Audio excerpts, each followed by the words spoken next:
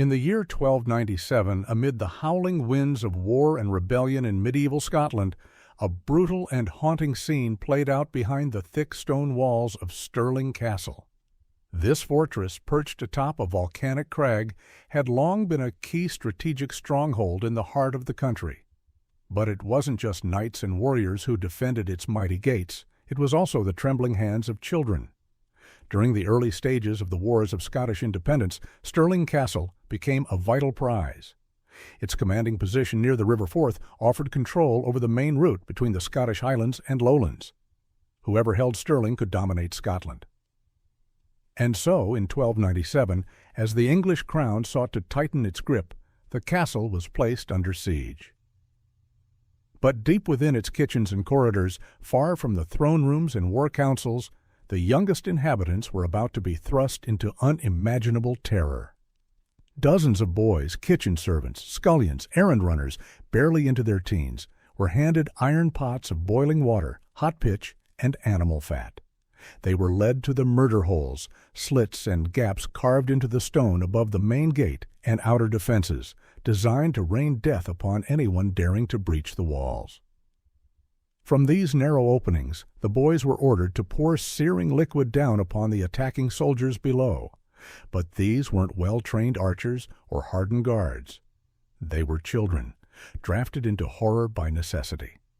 And outside those walls, English troops showed no mercy. As flaming arrows arced over the battlements, many of the boys were struck in the neck, chest, or eyes, some dying instantly, others screaming as they fell backward from their stations. But it wasn't just arrows that haunted the air. The English catapults pounded the stonework, dislodging chunks of wall. Some of these deadly stones came crashing down near the murder holes themselves. A number of boys were crushed on impact, their blood soaking into the very stone they were told to protect. The boiling liquids they handled were no safer. In the heat of panic, amid the shouted commands of the garrison captains and the deafening noise of war, several of the young servants lost their grip. Boiling fat spilled onto their arms, shoulders, and faces. There are harrowing accounts suggesting some were so badly burned that they were thrown into the refuse pits behind the walls, still alive, to die away from the view of panicked defenders. These murder holes, in theory, were strategic. They offered defenders a controlled advantage from above, but during that siege they became death traps for the very people using them. When the wind shifted or the English launched their flaming projectiles at an angle, the hot liquids poured down could be blown back into the castle, splashing onto the stone floors and innocent feet. Some boys slipped on the grease, falling face first into the boiling cauldrons they had just wielded. Why were they there? Why use children to defend a fortress? The answer lies in the brutal logic of medieval warfare. Every able-bodied man was needed on the ramparts. Every archer and soldier had a position to hold, but the murder holes were tight, narrow, and dangerous. They required smaller bodies, quick, obedient, expendable. And so the castle kitchens were raided for their youngest servants. Many had been orphans raised by the castle itself, fed in exchange for their labor. They had no training in battle, only a lifetime of peeling roots and stoking fires. This siege occurred during a time of national upheaval. William Wallace, a name that would become legend, was leading rebellions against English occupation, and the battle for Stirling would culminate later that year in the famed Battle of Stirling Bridge, where Wallace and Andrew Moray would win a shocking victory over a much larger English force. But before that triumph, there was only fear. The defenders of Stirling Castle didn't know if help would come. They only knew the enemy was at the gates, and they were running out of men. Eyewitness accounts from the period are scarce, but medieval chroniclers later described the smell of scorched flesh and wet stone lingering in the corridors. The screams of the boys, echoing from above the gatehouse, are said to have unsettled even the most hardened knights. One anonymous scribe later wrote that the castle itself wept blood from its walls. These children weren't commemorated in statues or song. Their deaths were quiet, inconvenient, and unheroic. They were considered necessary sacrifices, part of the machine of war that consumed the weak and spat out silence. Stirling Castle would survive the siege, but the memory of that defense is carved in more than just its stone. It is soaked into its history, into the burned stonework near the murder holes, the fire-blacked corners of the towers, the repaired cracks from falling catapult shots. And the murder holes, they remain. Tourists today walk under them, barely noticing the ominous gaps in the ceiling above. Most don't realize that 700 years ago, small hands once trembled there, pouring death, receiving death, caught in the madness of kings and conquest. What makes this story even more haunting is the moral fog that surrounds it. These children were not volunteers. They were not patriots waving flags or warriors choosing death in battle. They were used, weaponized by those who had no choice but to make desperate decisions. And yet their fate was as real as any knight's, their deaths just as final, their bravery, however coerced, just as human. In the sweeping narrative of Scottish independence, names like Wallace and Bruce shine bright. But behind their stories are the forgotten, the unsung, the young boys of Stirling Castle who became soldiers by force, who died with boiling pitch in their hands and no one to mourn them. We remember them not for their victory or glory, but for their sacrifice, a sacrifice forged in stone, fire, and the echoing scream of history. This is not just a tale of medieval warfare. It is a human story, a reminder that behind every castle wall, every great siege, and every heroic battle cry, there are those who never chose to be there, who suffered so that others might survive. Their story deserves to be told. Their cries should not be lost in time. Their memory, like the blackened stones above Stirling's gates, still lingers. If only we dare to look up. The poisoned stew that killed a royal servant. In the shadowy corridors of medieval power, loyalty was often measured not by one's sword, but by one's silence. In the case of one unfortunate servant in the royal kitchens of King John of England, loyalty was sealed with death. His story, barely more than a footnote in most historical records, is a chilling glimpse into the ruthless pragmatism of the Plantagenet court, a world where human lives could be spent like coins to safeguard the crown. It was the early 13th century, a time when England was racked with internal strife, mistrust, and political instability. King John, infamous for his cruelty, failed military campaigns, and eventual confrontation with the barons that led to the sealing of the Magna Carta, was not a monarch known for compassion or moral qualms. Paranoia in his reign was a form of governance. Every meal he ate, every goblet he lifted, had to first pass through the lips of a servant deemed expendable. Poison was not merely a rumor, it was a legitimate, invisible weapon in the arsenal of political rivals. Assassins didn't always wear cloaks or carry daggers. Some worked quietly in the kitchens, mixing mushroom with meat, root with rosemary, and death with dinner. In the royal courts of Europe, particularly during the reign of John, food tasting was not a ceremonial act. It was a job that came with an expiration date. On one unrecorded but remembered day, likely in the later years of John's turbulent rule, a stew was served to the king. It was hearty, spiced, and rich in aroma, intended to soothe a temperamental monarch infamous for his erratic moods. But that day, the ingredients carried more than just flavor. Among the roots and meats were deadly mushrooms, Amanita phalloides, known today as the death cap. Untraceable to the eye and impervious to most cooking methods, a single cap of this fungus could end a life within days, first by attacking the liver, then the kidneys, before inducing an agonizing shutdown of the entire body. As was protocol, a kitchen servant stepped forward to taste the stew. He was not a knight, not a noble, not a man history would otherwise remember, just a cog in the deadly machinery of monarchy. He tasted the meal. Minutes passed, then hours, and soon he began to collapse, vomiting, writhing in pain, his organs failing one after the other. By the time the sun set, he was dead. The kitchen staff tried to cover the incident, but royal chroniclers later noted the cause and fate with disturbing indifference. The king, it is said, looked upon the death not with sorrow, but with grim confirmation. The poison had been caught before it reached his table. The man was listed as a necessary sacrifice. That phrase, necessary sacrifice, echoes with a brutal kind of clarity. It wasn't a crime nor a tragedy. It was procedure. A tragic death was reframed as a successful test, and the servant, in death, became part of a system designed to protect a monarch who was widely loathed, even by his own nobles. King John's distrust of those around him was legendary. He executed hostages, extorted nobles, and starved prisoners in his castles. His paranoia was not unjustified. He had many enemies, both foreign and domestic, and that fear poisoned more than just his food. It poisoned his relationships, his reign, and ultimately his legacy. But the death of the food taster reveals something darker. Not just the danger of the era, but the cold machinery behind royal survival. This wasn't unique to England. In Byzantium, tasters were sometimes slaves or eunuchs trained to mask their fear. In Renaissance Italy, poison tasting was a ritualized form of sacrificial labor. In John's England, it was simply expected that the lowliest in court might die for the sins or suspicions of the powerful.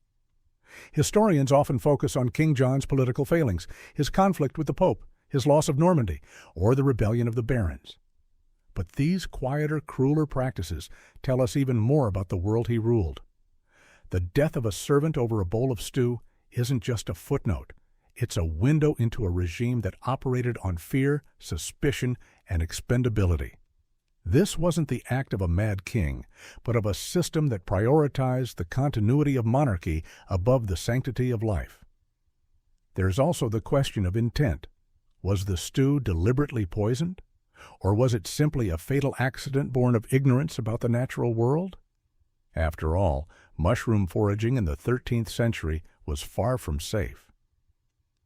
The deadly Amanita phalloides was often mistaken for edible varieties, and there were no chemical tests, no scientific protocols, no safety checks beyond the gut of a peasant.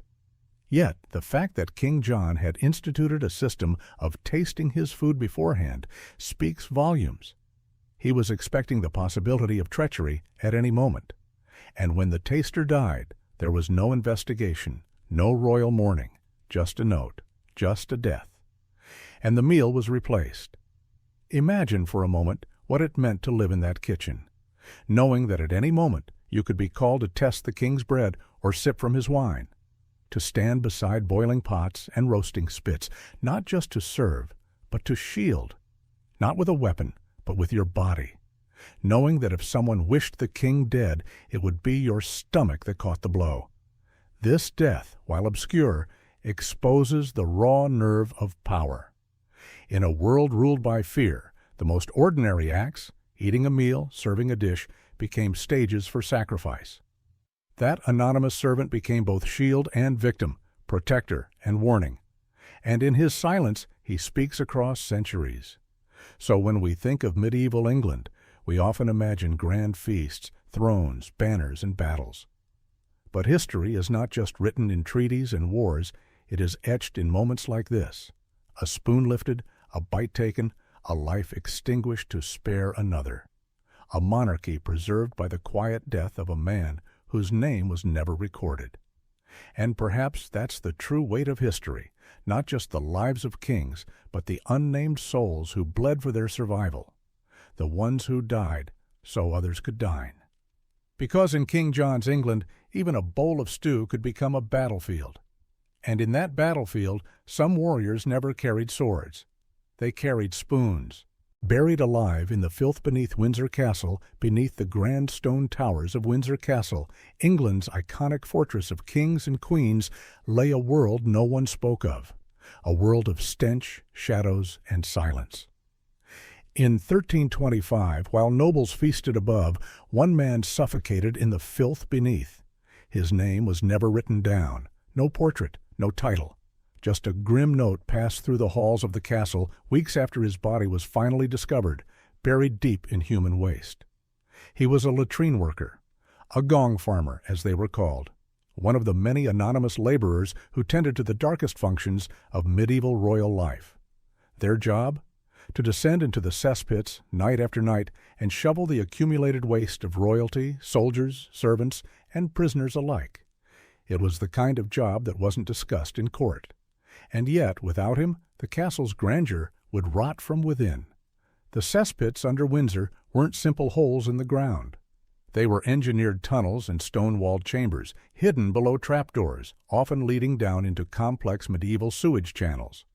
These pits collected everything: human waste, rotting food, animal remains, and they needed to be emptied by hand.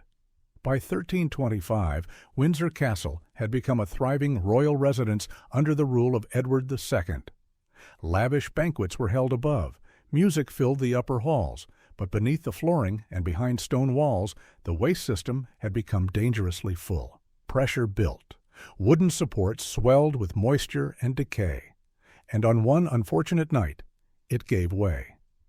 Historical records from the period are sparse, but one brief mention in the maintenance logs describes what happened with chilling brevity.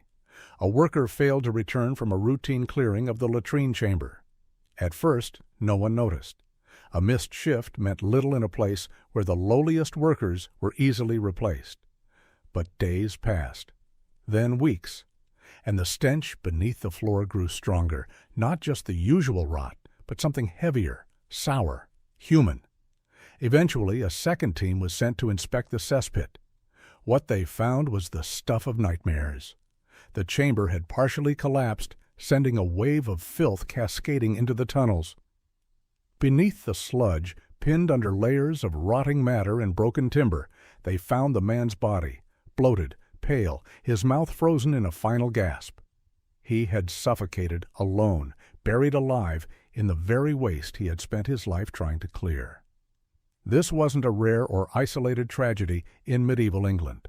Latrine workers were exposed to diseases, toxic gases, sudden collapses, and suffocating conditions daily. Hydrogen sulfide from decomposing waste was especially lethal in enclosed spaces. But to be buried alive in the royal cesspit of Windsor Castle under the filth of kings and nobles? That was a death both symbolic and horrifying. Think of the irony. Above, they were crafting history, crowning monarchs, sealing treaties, writing poetry, and building empires. Below, one man drowned in silence, in filth, in the waste of a system that would never name him. And yet the castle continued. Banquets resumed, feasts were held, new workers were hired, the tunnels were reinforced, the chamber was cleared, life moved on. But his story lingered, buried not just in waste, but in history. There's something haunting about the way medieval society functioned. Castles were monuments to order, to divine hierarchy, to power passed down by blood. But beneath them, literally, were layers of unacknowledged labor, sweat, and decay. The glory of the crown was built on the backs of those whose names we'll never know. In a way, Windsor Castle still carries that legacy. Its halls remain pristine, its portraits are preserved, but the tunnels, the cesspits, they were sealed, forgotten, until occasional renovations revealed bones, tools, and sometimes entire collapsed chambers. Today, visitors walk its polished halls unaware of what lies beneath. But history doesn't forget forever. The story of the 1325 cesspit collapse was unearthed during restoration records, not because someone wanted to honor a fallen worker, but because the damage needed explaining. It was logistical, functional. Even in death, he was part of the plumbing. And yet his story now resurfaces, not as tragedy alone, but as testimony to the forgotten layers of history, to the people who maintained the structure that allowed royalty to breathe easy. So the next time you see a castle, look not just at its towers, but below. Beneath every stone, there is a tunnel. In every tunnel, a worker. And in every shadow, a story that almost never got told. This was one of them. Starving kitchen workers ate rotten meat to survive. In the cold year of 1312, as the wind howled through the narrow stone halls of Durham Castle, something unseen but no less deadly stalked its depths. Not a ghost, not a soldier, but starvation. Deep within the stronghold's kitchen quarters, under vaulted ceilings blackened by centuries of soot, the lowest rungs of the castle's domestic hierarchy, its kitchen workers, faced a quiet and desperate battle for survival. Durham Castle, perched in the north of England, had long served as both a military fortification and a seat of ecclesiastical power. It was a symbol of dominance, a spine of authority in a landscape still bearing scars from Norman conquest.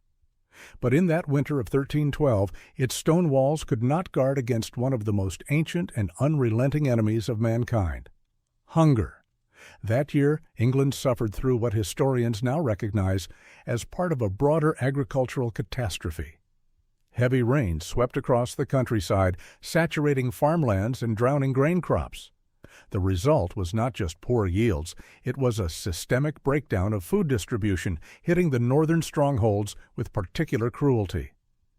Durham Castle, like many others, found its granaries hollowed and its supply lines paralyzed.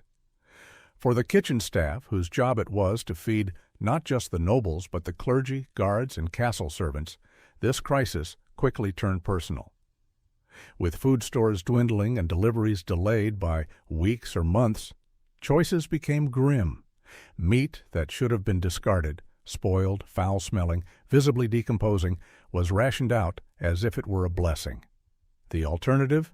Eat nothing at all. Records from the ecclesiastical rolls and castle archives reveal a chilling truth. Kitchen workers were fed tainted meat for days on end. Not just scraps, but entire portions of what was euphemistically called aged stock, salted meats gone sour, sometimes crawling with maggots, left too long in the damp storage rooms. Beneath the castle, these weren't delicacies forgotten in time.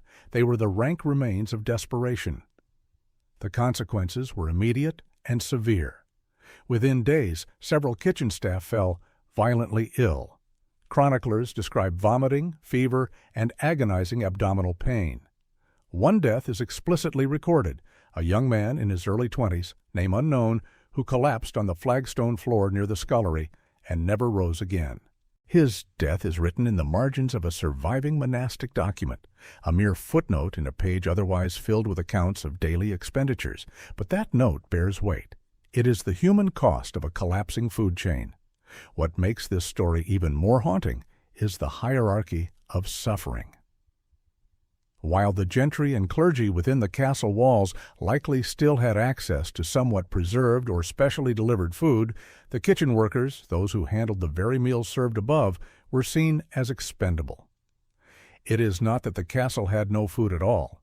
It is that the least powerful were given the worst of what remained.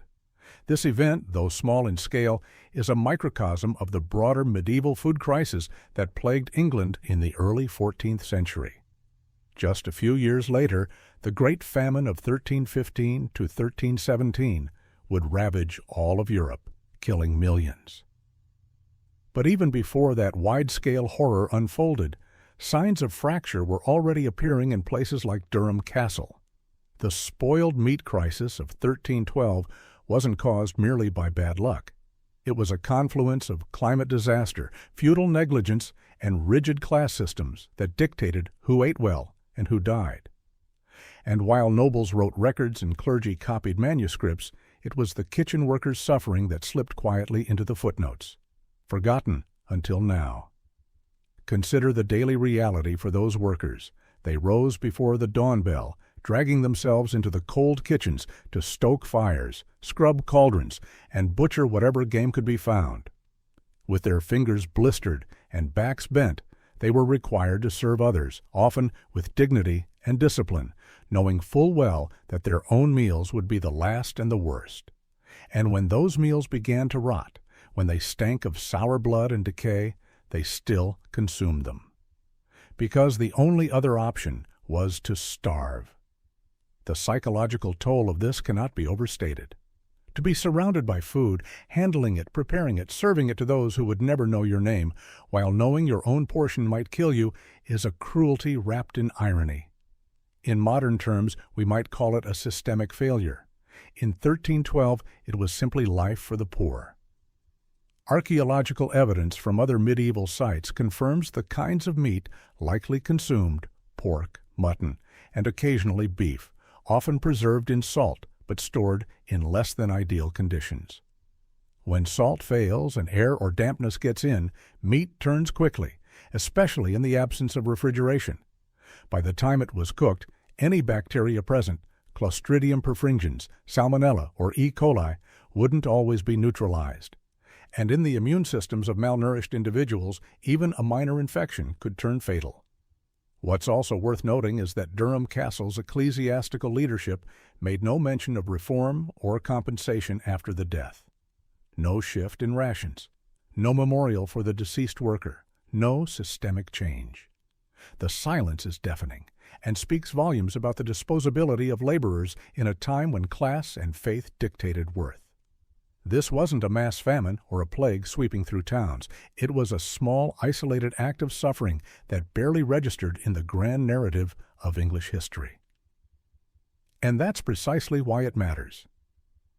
Because history isn't just shaped by kings and wars, it's shaped by forgotten stories like this, moments of silent collapse in the lives of those who had no voice to preserve them.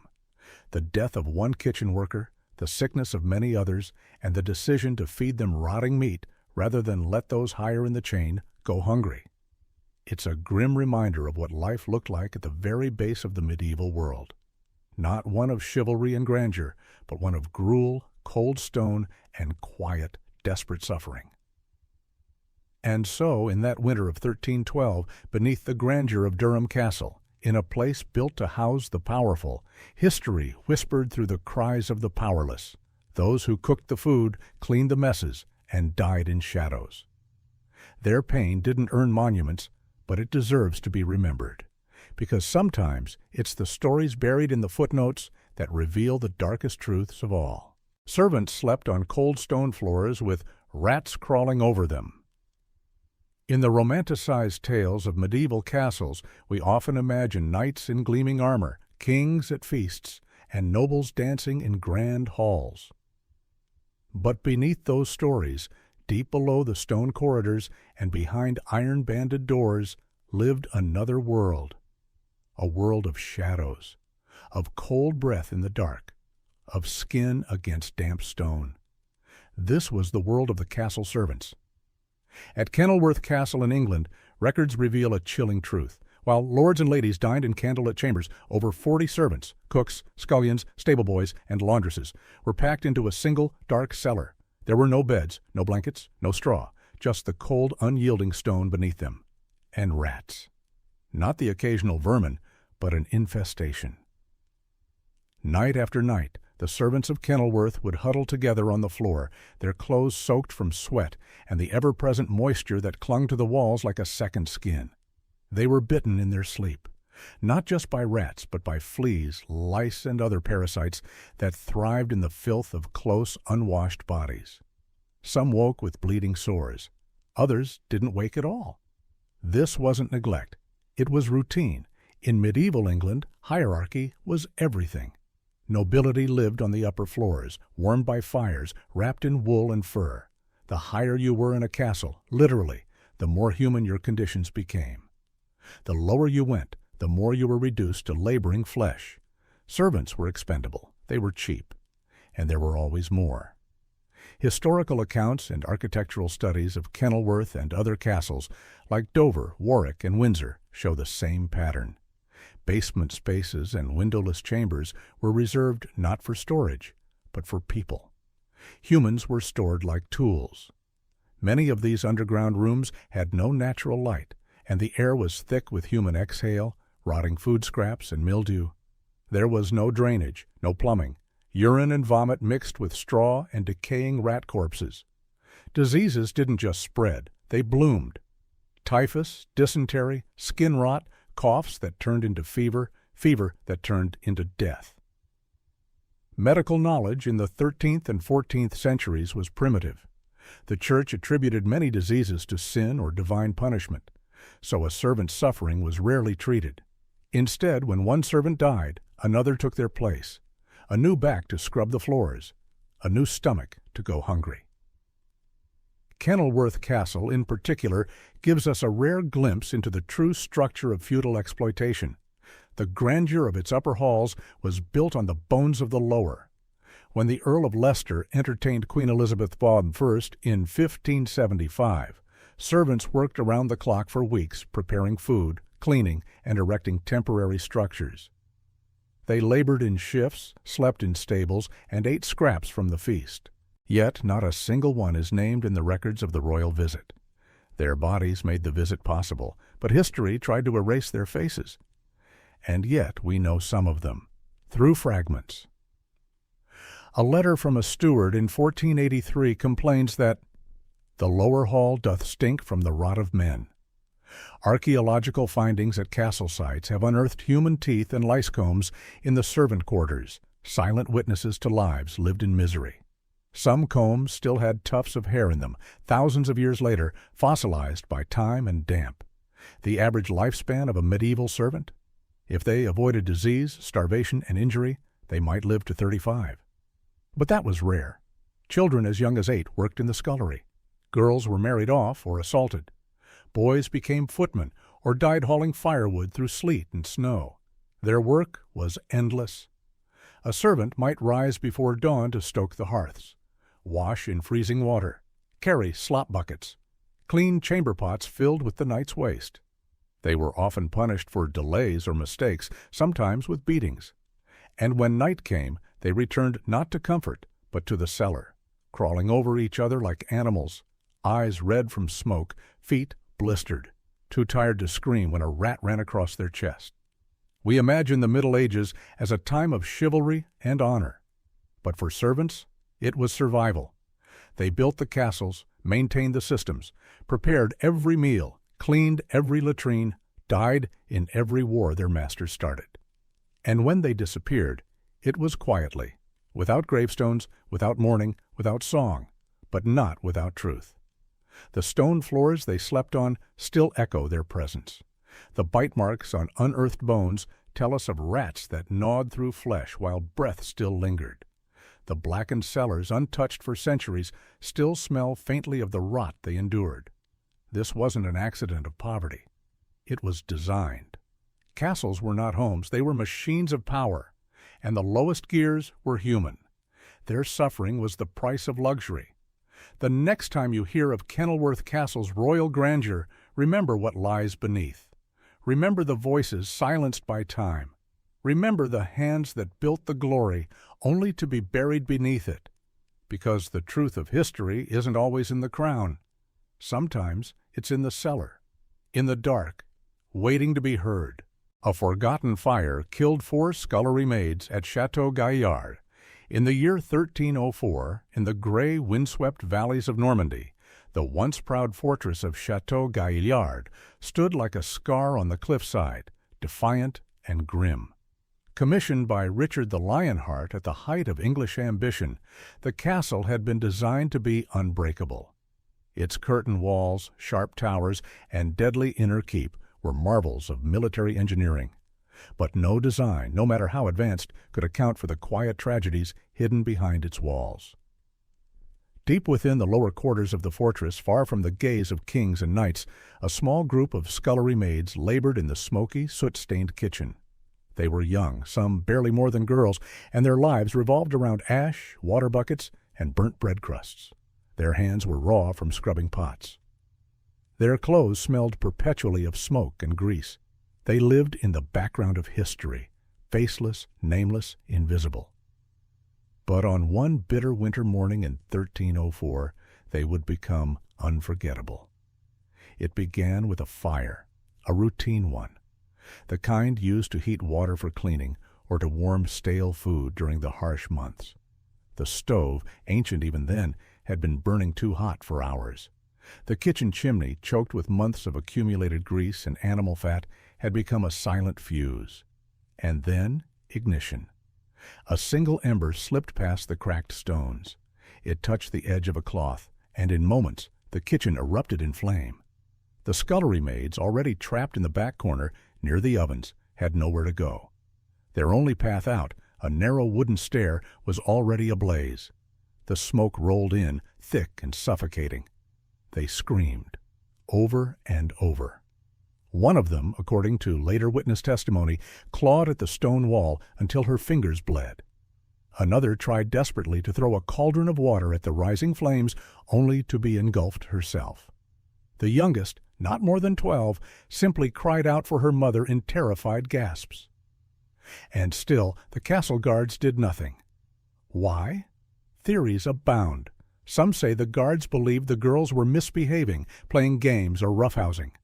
Others claim they were ordered not to leave their posts at the gate. Some say they simply didn't care. The kitchen was low-borne space. Fires happened. Let it burn. But the truth is more chilling. Their screams were heard. The agony echoed through the stone halls. One kitchen boy, who had been sent to fetch water from the outer cistern, returned to find the corridor too hot to pass through. He ran to the nearest guard station, begging for help. He was laughed at. When the guards finally approached, the fire had already begun to die. All that remained was blackened stone and a half-collapsed beam. The air stank of scorched hair, wet smoke, and silence. They found the girls together, arms wrapped around one another in their final moments. Charred, twisted, unrecognizable. The room was so hot, the iron pans had begun to warp. The guards ordered the remains scraped up and buried outside the castle wall. No ceremony, no names recorded. They were, as one record coldly notes, lost in fire without noble blood. But in the annals of Chateau Gaillard's later years, the story would not die. Word spread among the kitchen staff and the lower chambers. The surviving scullions whispered about the fire every winter. Some swore they heard screams in the stone when the wind blew through the halls. Others claimed the burn marks on the kitchen wall never truly faded, no matter how many times they were scrubbed clean. There are no statues to honor these maids. No names carved in marble, no bards sang their sorrow. And yet their death reveals a disturbing truth about life in these grand castles. Behind every tapestry, beyond every great hall and royal chamber, lived the forgotten, the laborers, the servants, the young and powerless. Their lives were spent in shadows, and sometimes lost in fire.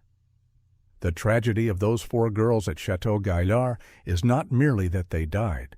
It is that their deaths were dismissed, ignored, erased. In a fortress built to withstand armies, it was apathy that proved most fatal. Their fire didn't just burn wood and cloth, it exposed the cruelty of the hierarchy. It revealed a world where screams could go unanswered, where birth dictated worth, and where death without status meant oblivion.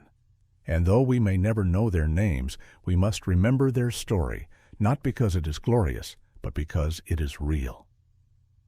Somewhere beneath the layers of stone in the kitchen, ruins tourists now wander past without notice.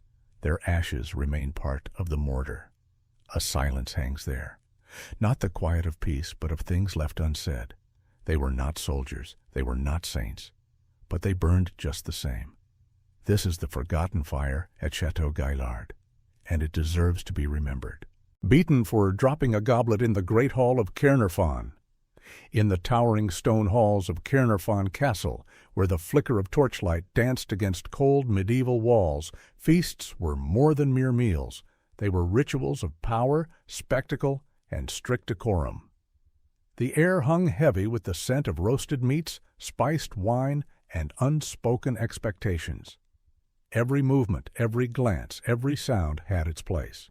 And for the servants who moved like ghosts among the nobility, one mistake could mean agony, even death. It was the 1340s in North Wales.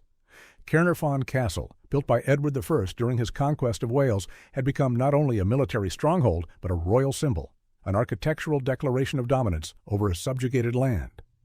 Inside its great hall, with vaulted ceilings and echoing stone, English nobles hosted grand banquets meant to impress, to intimidate, and to enforce their social order. The servants were expected to be invisible, efficient, and flawless. Among these servants was a young boy, likely no older than 10 or 12. He had no name in the records that remain because names were not given to boys like him. They were called by their tasks, their size, or their number. He was probably a scullion, one of the lowest ranks in the castle hierarchy, whose duties included carrying dishes, fetching water, and serving wine to the lords and ladies whose every whim had the weight of law. That evening the feast was loud and boisterous, the kind of gathering where drunken tempers and sharp eyes created a tinderbox of danger for anyone who dared slip. And slip he did. With trembling hands, the boy carried a noble's silver goblet, heavy with mulled wine. His path was slick with spilled gravy and grease from platters passed too fast. As he neared the long table where the noble sat, laughing and clapping in drunken cheer, his foot caught on a loose rush mat. The goblet flew from his grip. It clanged to the floor, an explosion of sound that pierced the music and laughter like a blade. Wine splattered across the stone, and the hall fell silent. Then came the fury. To the nobles, this wasn't just an accident. It was an insult, a stain on their ceremony, a reminder that the order of things, carefully constructed and rigidly upheld, had been disrupted by a child born of mud and rags. Without hesitation, the master of servants barked a command. The boy was seized on the spot. In medieval noble courts, public discipline was performance. It was meant to reinforce hierarchy. It was theater soaked in blood. Before the feast had even resumed, the boy was dragged to the center of the hall, right where the goblet had landed. His small body was stripped to the waist. A whip was brought out, braided leather, hardened by use, with metal beads tied into the ends. And in front of the entire assembly, he was beaten. Not once, not 10 times, dozens. Again and again, as his shrieks filled the vaulted chamber. Blood patterned the stone floor like spilled wine, and the guests turned back to their meals as though nothing had happened. Because to them it was nothing. A spectacle, a lesson. A boy's skin flayed as warning to the others. Perfection is the price of servitude. Humanity is optional. Records say the boy was nearly beaten to death. He may have survived. Or not. There is no further mention of him, not in the castle rolls, not in any journal or account. Just a brief note written decades later by a monk who had heard the story passed down. A goblet dropped in the hall of Caernarfon. The boy was nearly lost. They said it was a mercy he did not die, that he learned. But what was learned? And by whom? The nobles certainly felt reinforced in their dominance. The boy, if he survived, may have learned fear so deeply it rewired his bones. The other servants learned the weight of silence, and we, century later, learn how fragile a life was in the machinery of medieval power, how a single clatter of silver could become a death sentence. This wasn't a time of forgiveness or understanding. Accidents were interpreted as offenses, and those who made them, especially the powerless, were not allowed the dignity of error. In a world built on inherited bloodlines and divine right, to drop a goblet was to threaten the illusion of control, and illusions, when cracked, are punished with real pain. The great hall of Caernarfon still stands today, echoing with the footsteps of tourists and historians. But if you listen closely, beneath the guided tours and polished plaques, you might still hear the echoes of that whip, of the silence that followed the boy's scream, a silence enforced not by peace, but by fear. So remember him, not because he was noble or heroic, but because he was human in a place where that was the most dangerous thing to be, where a single trembling hand, a single misstep, could draw blood in the name of order. A boy dropped a goblet, and the world dropped him. Children forced to clean gutters during snowstorms. In Edinburgh Castle, a fortress of legends, it looms over the city like a crown carved from volcanic rock, telling tales of monarchs, battles, sieges, and glory. But not every story echoing through those stone walls is grand. Some are smaller, colder, quieter. Stories that don't make it into textbooks or guided tours. Stories like what happened in the winter of 1379 when 2 young boys, servants barely into their teens, were forced onto the castle's icy rooftops in the middle of a snowstorm. Their job? To clean out the gutters before they froze over. They didn't come back down alive, and the only official record of their deaths was a brief line written in the castle's maintenance account. Property maintenance loss, 2. No names, no burial notes, no mourning, just loss, measured like broken tools. In 14th century Scotland, castle maintenance was brutal work, and it didn't stop for weather. Snowstorms were dangerous not just for people, but for roofs. Frozen gutters could overflow, leak, and crack stone. Ice dams could collapse timber beams. In a castle like Edinburgh, where hundreds lived and worked, one blocked runoff could cause major structural damage. So the solution? Send up the smallest, lightest bodies. Children. Servant children, orphans, debt-born, and poor boys from surrounding villages were tasked with slipping onto the slanted stone rooftops during the storm and scraping out the snow, mud, and rotting debris with bare hands or crude wooden scoops. No safety, no harness, just frost-bitten fingers clutching the edge of the castle roof as wind howled across the high rock. On that day in 1379, the storm had worsened overnight. Snow drifted thick and fast against the stone walls. The children had been sent up at dawn. Witness accounts, written years later in oral histories, mentioned that the boys were brothers. One aged around 13, the other perhaps 10. Both had been in service less than a year. No one knows exactly what happened next. Some say the youngest slipped first, and the older one reached for him. Others say a slab of ice broke beneath both feet at once. But what's certain is that both boys fell, over 90 feet, into the stone courtyard below. It wasn't a clean fall. Their bodies struck wooden scaffolding on the way down. One broke nearly every bone. The other was alive for moments after the impact, barely able to speak. By the time the steward reached the courtyard, they were already dead. But there were no funerals, no candles, no ceremony. The event was noted only in the castle's maintenance ledger, the same way you'd note the loss of a wheelbarrow or a cracked beam. Property maintenance loss? 2. Because that's all they were, not children, assets, replaceable labor in a place where survival meant being useful, where being small and obedient put you in the most dangerous places. This wasn't rare. Throughout the medieval period, servant children were used for jobs too small, too risky, or too thankless for adults. Chimney flues, latrine pits, deep wells, gutter runs along frost-bitten ramparts. Their size was convenient. Their silence was expected.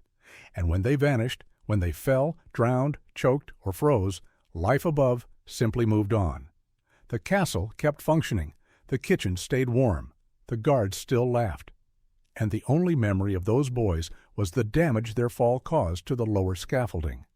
But these small tragedies whisper louder as time passes. Because they're not stories of war or politics or crowns. They're stories of what it cost to keep the illusion of order, what it took to maintain the surface so the top could shine. Beneath every clean stone gutter was a hand that froze to clear it. And beneath Edinburgh Castle's legacy are bones. Today, thousands walk the castle paths. They look out from the same rooftops those boys once cleaned. They admire the view, take photos, feel the thrill of history underfoot. But few know that on a bitter morning in 1379, 2 brothers fell from that very height, doing work no child should ever have been asked to do. Their names were never written, but their fall was real, and the snow still remembers. The Queen's chambermaid died from candle smoke poisoning. In the dim, flickering corridors of Warwick Castle, during the late medieval period, there was one duty so silent, so humble, that its danger went unnoticed until it claimed a life. Among the many servants who moved like shadows through the stone fortress, there was a chambermaid, her name lost to time, tasked with a job few noticed but everyone relied upon, tending to the Queen's night candles. In an age before electricity, before gaslight, the entire court relied on the gentle glow of wax and tallow flames. It was a royal expectation. No noblewoman, least of all the Queen, should stir in darkness. And so, each night, The chambermaid would light, trim, and maintain the candles placed throughout the queen's private quarters. Not just a single flame by the bedside, but dozens along walls, alcoves, and in sconces high and low. The castle's royal chambers were expansive, yet poorly ventilated, with narrow windows sealed tight against the cold, trapping everything inside, including the air. Wax candles made from beeswax were reserved for the highest members of the royal family, but even then they burned imperfectly. Tallow candles, cheaper and made from rendered animal fat, were often used in combination for practical lighting, especially during long winter nights. These candles produced thick smoke, laced with microscopic soot particles and toxic compounds. In a time when chemistry had no name for benzene, formaldehyde, or polycyclic aromatic hydrocarbons, people still inhaled them nightly. The chambermaid's task was repetitive and grueling. Every hour she would re-enter the queen's sleeping chamber, quietly adjusting wicks, relighting flames, clearing pooling wax, and ensuring the queen's surroundings remained gently aglow, never too dim, never too bright.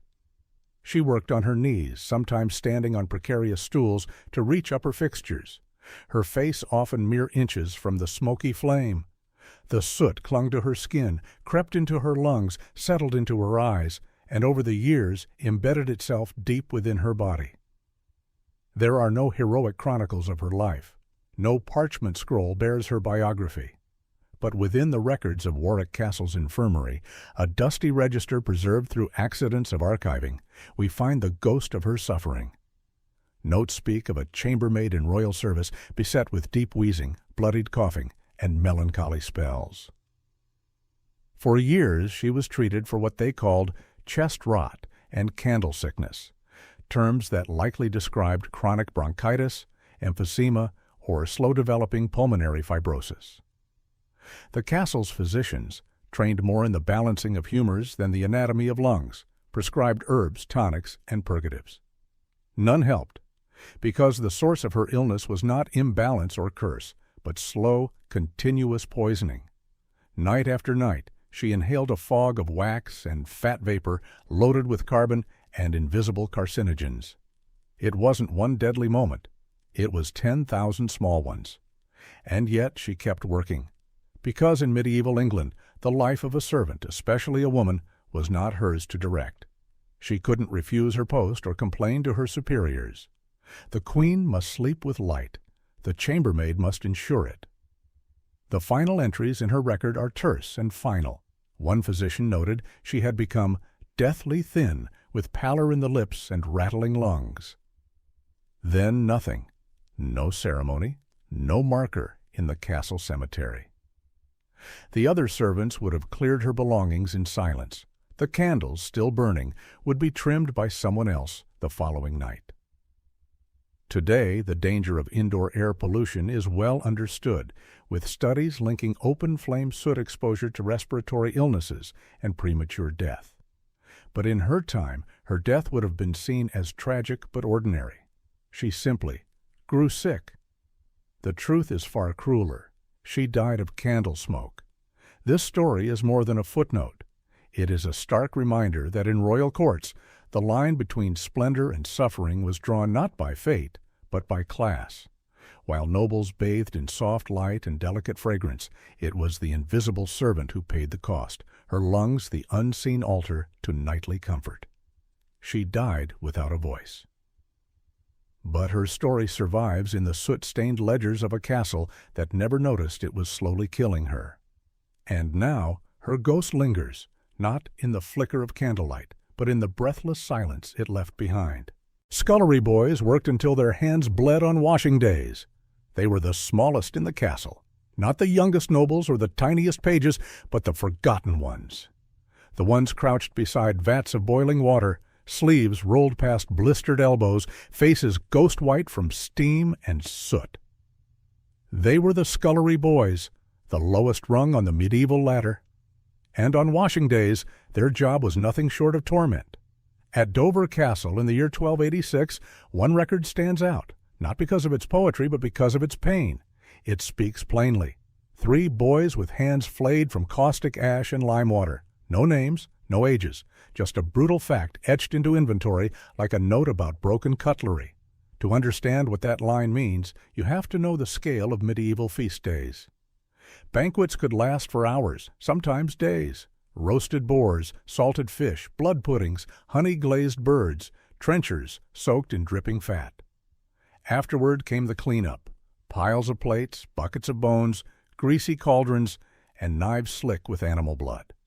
Nothing could be left unwashed. That task fell not to cooks, not to kitchen hands, but to the scullery. Specifically, to boys. Why boys? Because they were cheap, fast, and most importantly, expendable. Orphans, street children, sons of peasants indebted to the castle, some as young as 7. Their hands were small enough to scrub tight corners, nimble enough to dip into burning kettles to retrieve spoons. Their screams, easy to ignore. Water was scarce and cold in most castles, so to clean properly, ash and lime were added to hot water to make lye, a primitive soap. But lye wasn't just soap. It was caustic. It burned. It ate skin like acid over time. Now imagine dunking your hands into that again and again, hour after hour, while your overseer shouts behind you, pushing you faster, harder. There were no gloves, no protection, just bare, young flesh. Flayed is not a metaphor. It meant the skin had peeled. Open sores, raw muscle, the kind of pain that doesn't stop when the work is done because infection sets in, dirt enters, fever follows, and there was no rest. If you slowed down, you were beaten. If you cried, you were told to stop whining. If you fainted, someone else took your place. And maybe your body was tossed outside the castle gate if the infection won. The scullery wasn't even inside the castle's warm kitchens. It was a side room, often open to the wind, with a stone trough and soot-caked walls. On winter days, the boys would shiver, their bloodied fingers numb from cold and pain, only to be plunged back into boiling basins. And this wasn't a one-time horror, it was every week, sometimes daily. Dishes weren't just for nobles, soldiers, guards, priests, merchants. Everyone ate, and every scrap they left behind had to be scoured. Feasts during holy days or royal visits could generate thousands of items. Pewter platters, goblets, knives, spits, carving boards, all had to be cleaned, dried, polished, and returned without delay. And it was the scullery boys who worked until the last pot was clean. Many of them never left the scullery, not because they died there, though many did, but because there was no promotion, no path upward. Scullery boys didn't become cooks, they became crippled. Their hands grew twisted with scars, their joints swollen, and when they could no longer scrub fast enough, they were cast out. They weren't mentioned in poems or songs. They didn't wear armor, ride horses, or win battles. They washed the blood off the blades that did, and history tried to forget them. But sometimes a castle clerk wrote a single line, like that one in Dover. 3 boys, hands flayed. It tells us more than 100 noble genealogies ever could. It tells us about the cost of cleanliness, the price paid to keep the illusion of grandeur, because every castle's glory sat on the backs of children who bled in the scullery. They didn't wear crowns, they wore burns. They didn't feast, they cleaned the bones. And when night came, they didn't sleep in feather beds, but curled on cold floors with their hands wrapped in dirty rags, hoping the pain would fade before morning, and knowing it never would. A servant froze to death, guarding the wine cellar at night. Winter in Northumberland is not kind. It bites, and it does not let go. In the year 1310, that bite became a death sentence. Within the thick gray walls of Alnwick Castle, fortress to the powerful Percy family, a servant was sent to stand watch over a treasure more valuable than gold in those bitter nights: the wine cellar. It was a time of famine across northern England. The crops had failed the year before. Trade routes were frozen. Food was scarce, and wine, well-aged, imported, and jealously rationed, was seen not just as luxury, but currency. Theft had become common. Even those inside the castle walls, once loyal servants, had begun slipping into storerooms at night, desperate for food or warmth. And so precautions were taken. A guard was assigned to the wine cellar every night. Not a knight, not a man-at-arms, but a servant. His name has not survived the centuries, but records from the estate ledgers refer to a house lad of quiet manner, noted only after his death. He had no armor, no torch, no cloak thick enough for what that night would become. He was ordered to stay locked in the cellar from dusk to dawn. The logic? Fewer entry points meant fewer ways for thieves to sneak in. But that same design meant one thing very clearly. Once the door closed, there would be no getting out. The stone chamber was deep underground, carved into the rock beneath the main hall. It was perfect for preserving wine, cold, dry, isolated. It was also in that winter a tomb. The boy had a flint striker and a single candle stub. No fire, no wool blanket, no food. Just a heavy wooden bench and rows of barrels that gleamed faintly in the moonlight that bled in through a narrow slit near the ceiling. At some point during the night, the temperature dropped below freezing. The wind outside howled like wolves on the moors. Inside, the air turned to breath fog. The candle went out. And still, he stayed at his post, because he had been ordered to, because servants didn't disobey commands from nobility, because perhaps he believed someone would come in the morning. But by morning, it was too late. When the cellar was unsealed, the steward found him slumped against the wall, hands tucked beneath his arms, legs curled inward. His eyes were open. Frozen tears marked his cheeks. Rigor mortis had set in some time before dawn. His lips were blue. The skin of his hands had split open from the cold. He hadn't moved. He hadn't screamed. He hadn't tried to break the barrels or claw at the door. He had simply waited. The official cause of death was listed in the castle annals as exposure in duty. No mention of whose decision left him locked in without fire. No penalty for the steward who ordered it. No funeral of note, just a brief line buried in winter accounts between wine consumption totals and grain shortages. But the servants remembered. For months after, no one would go near the cellar after dark. Rumors spread. One cook claimed she heard knocking from beneath the floorboards. Another said the wine had turned sour in every barrel that shared the room that night. One maid whispered that she had seen frost form on the stones near the cellar door even in the summer months. It became legend. But it was never just legend, because the truth is his death was preventable. It was not a heroic last stand. It was not martyrdom. It was bureaucracy, negligence, the cold indifference of a world where the value of a servant's life was measured against the cost of a single barrel of Bordeaux. And yet, what makes this tragedy so haunting is not simply how he died, but how he obeyed, how he stayed, alone, freezing, and still did not run. There is something deeply human and deeply horrifying in that level of submission, a soul so trained in obedience it would rather die than defy. Today, tourists walk through Alnwick Castle, marveling at its medieval architecture, its towering gatehouse, its great hall. Some even visit the wine cellar, renovated and lit, unaware of what once happened beneath their feet. But that cold stone chamber remembers. It always remembers. Some say that if you stand very still in the wine cellar after dark, you can feel the drop in temperature in the air just for a moment. Not the chill of stone, but the kind of cold that sinks into bone, the kind of cold that took a life. That servant, nameless in the records, became a ghost not in death, but in how history chose to forget him. But now he is remembered, not as a warning, but as a question. How many others have died in silence, obeying orders that should never have been given? How many more names were erased because their deaths were inconvenient, unheroic, invisible? This is not just the story of a forgotten servant. It is the story of all who obeyed and froze in the silence, punished for speaking to a lady without permission. In the year 1352, within the cold stone walls of a lesser-known English castle, its name now obscured by time, a simple gesture became a crime. A few words, spoken in politeness, nearly cost a man his life. not for treason, nor theft, nor betrayal, but for daring to speak when he was not permitted to.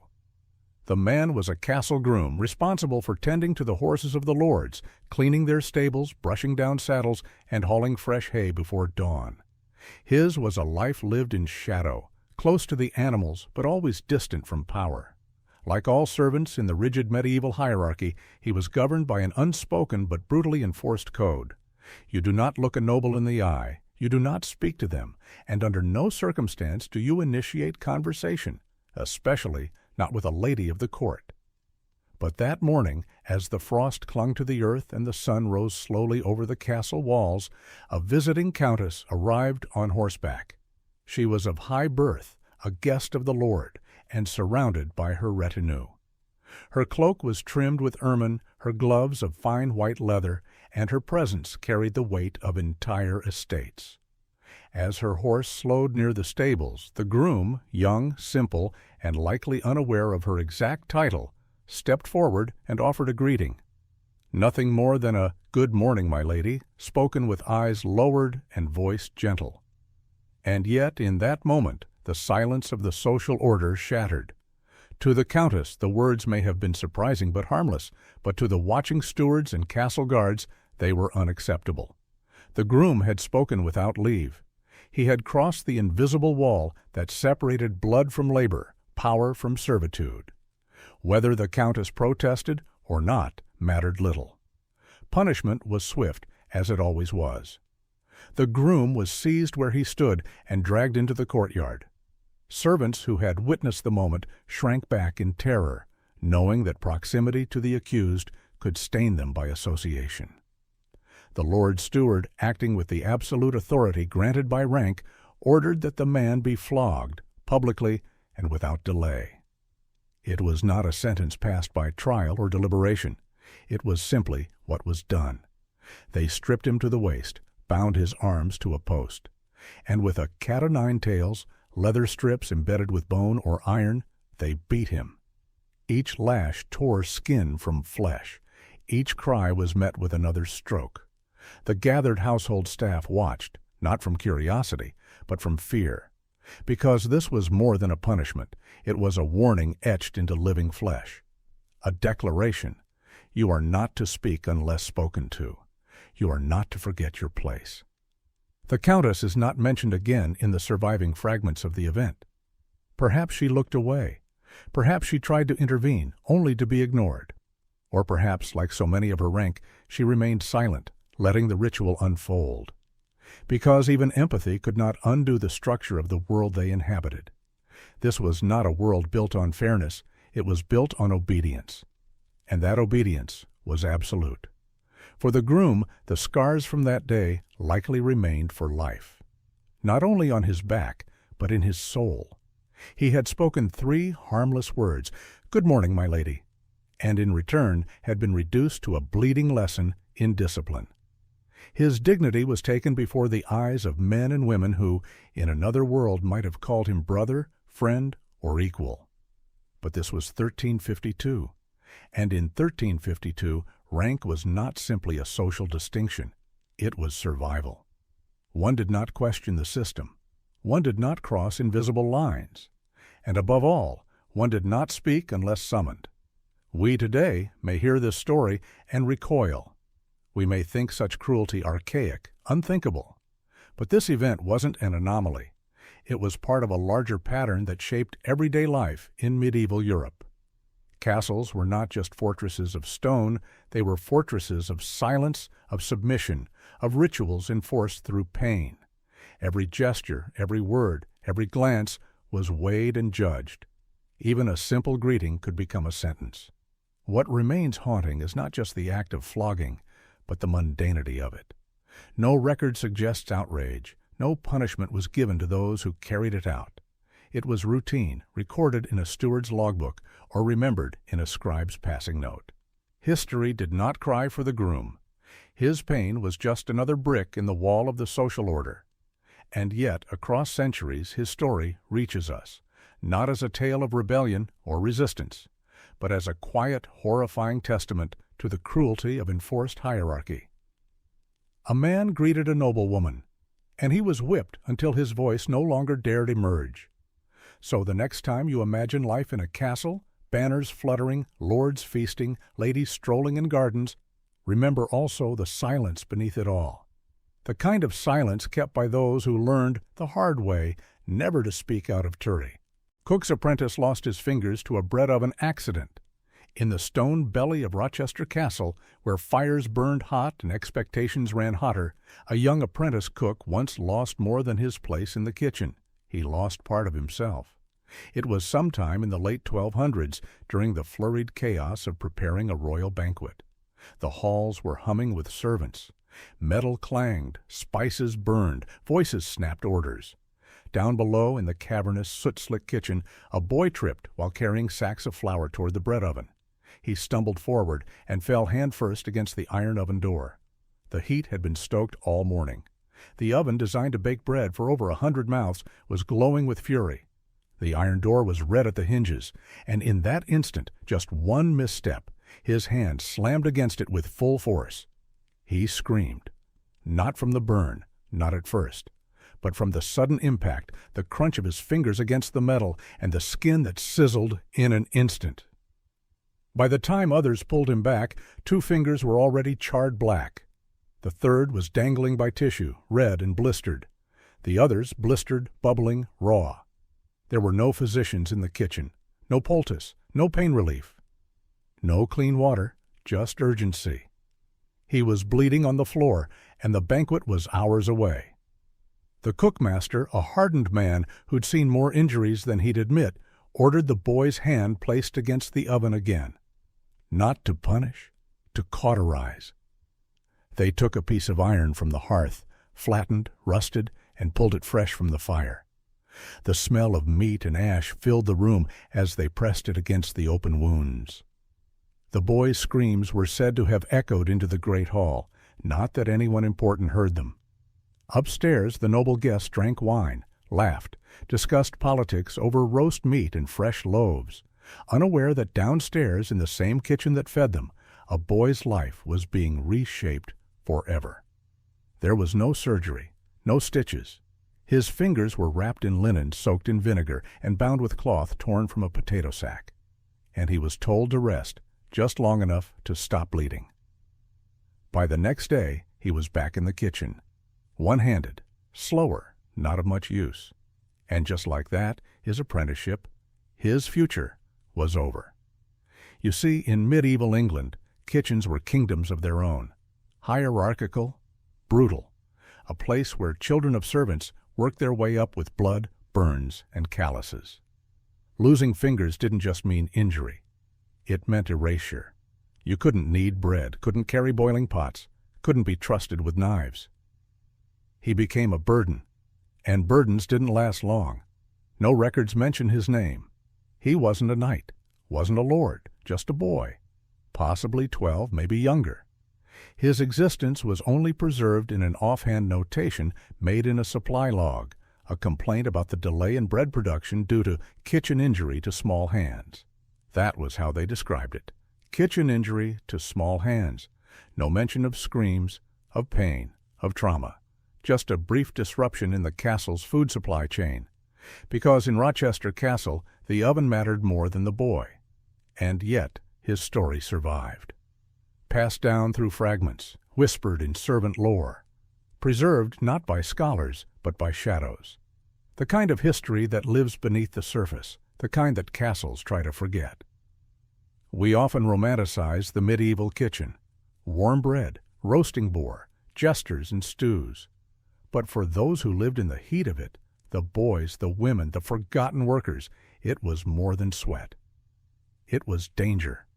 The ovens weren't just hot. They were monstrous, built into stone, maintained by hand, cleaned in darkness. And when accidents happened, they didn't bring lawsuits. They brought scars and, sometimes, silence. That boy never returned to his station. Some say he was sent to tend livestock. Others say he simply vanished, given back to the streets with a wounded hand and a broken future. But his fingers were left behind, not physically, but symbolically. A part of him cauterized into the stone of that oven, into the memory of that day, into the smell of that banquet bread, still served hours after his body collapsed from pain. The lords never knew, but the kitchen remembered, and sometimes late at night, when the fire dies low and footsteps echo where the ovens once roared, some say you can still hear the sudden cry of a boy slipping forward. A hand, a burn, a scream, and then silence. A boy beaten for not bowing to a noble's dog. In the rigid, brittle hierarchy of 14th century England, respect was more than a social courtesy. It was law, custom, and survival. But what if that respect wasn't just owed to the nobleman himself, but to his dog? The year was 1381. England was in turmoil. That same year, peasants across the countryside would rise in revolt, burning manors and demanding an end to the crushing weight of feudal control. But long before the flames of that rebellion licked through the villages, one moment in a quiet manor hallway captured the absurd extremes of this divided world. A boy, just 13 years old, was working as a domestic servant in the household of a well-known knight. His role, like that of many low-born youths, was to carry messages, clean boots, fetch firewood, and vanish from sight. Servants of his kind weren't meant to be seen. They were shadows, living tools that filled the silence between noble words. But one day, in the presence of lords and ladies, the knight's prized greyhound passed through the hall. Sleek, muscular, and wrapped in a collar lined with polished bronze, the hound had been trained not just for hunting, but to project the power of its master. It was not uncommon in high-born circles to speak of their animals with the same reverence afforded to squires or even fellow knights. These were symbols, extensions of identity. And as the greyhound passed, this boy did not bow. Not to the knight, not to the animal. To the gathered onlookers, this was not a minor oversight. It was defiance.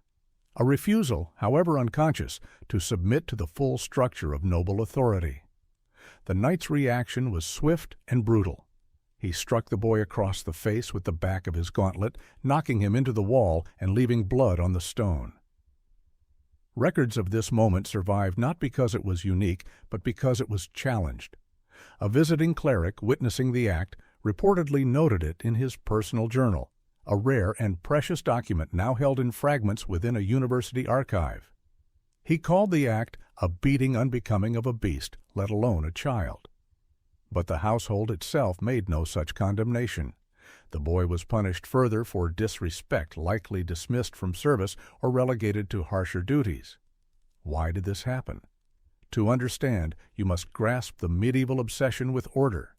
The noble class believed the world was governed by a divine hierarchy, God at the top, then kings, nobles, knights, and so on, cascading downward. To fail to acknowledge one's place in that chain was not just rude, it was heresy against the order of the world.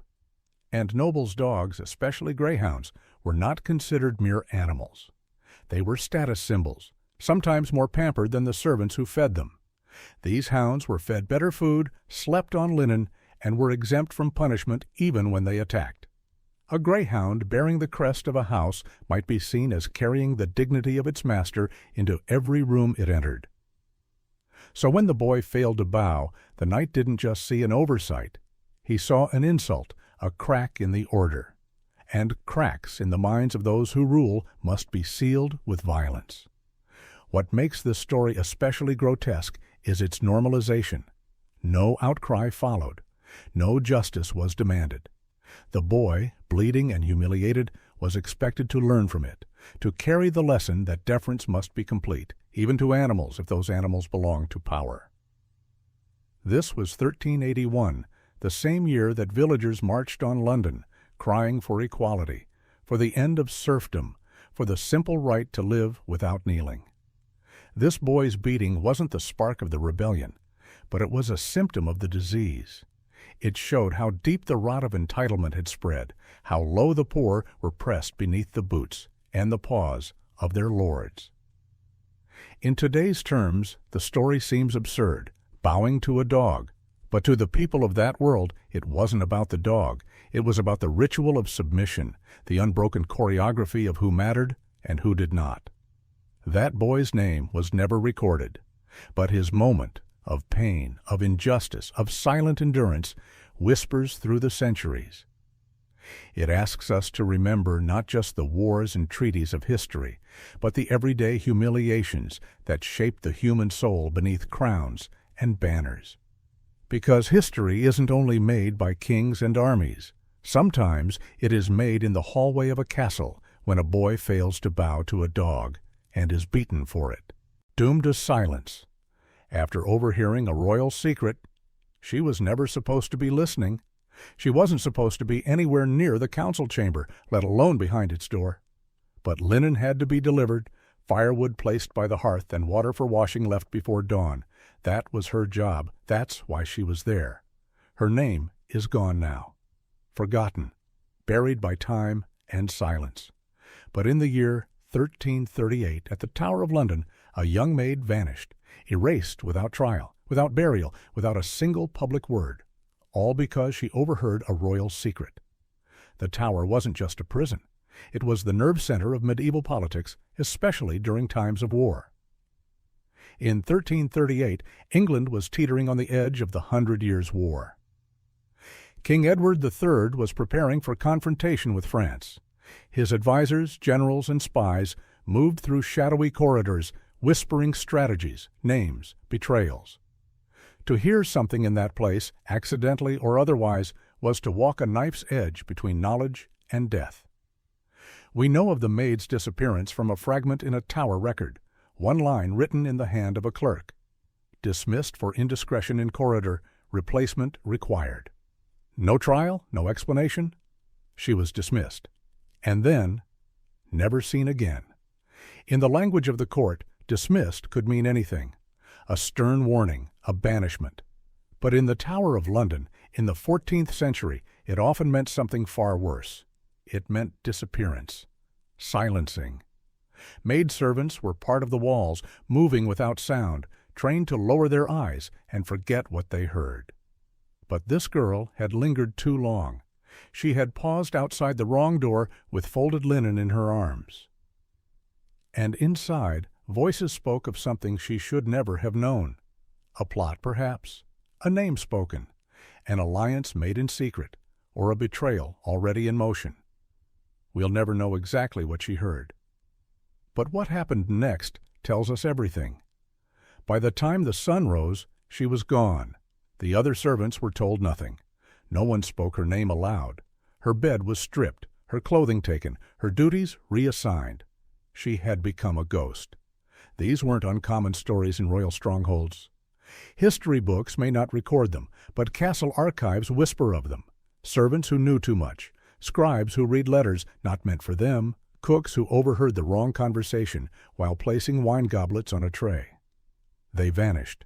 Some were imprisoned in remote towers, some exiled, others silenced permanently. At the Tower of London, where executions were public, many deaths were not. Beneath the main chambers are hidden spaces, sealed rooms, forgotten cells, passageways without windows. A body could vanish there without ever being found. A frightened servant could be taken below ground, questioned, then erased. But perhaps what makes this story unbearable is not just the violence of it, it's the ordinariness. She wasn't a spy. She wasn't a traitor. She was a girl with calloused hands and a linen apron. She carried water. She folded bedsheets. She brought bread to nobles who would never learn her name.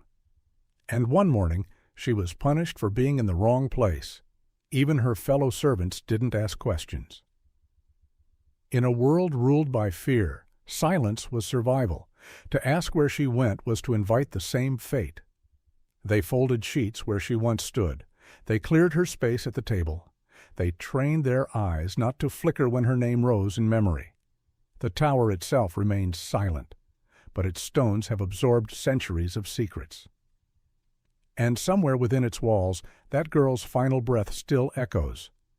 A whisper behind a locked door, a cry muffled by thick stone, a truth buried by a kingdom that could not afford even a moment of exposure.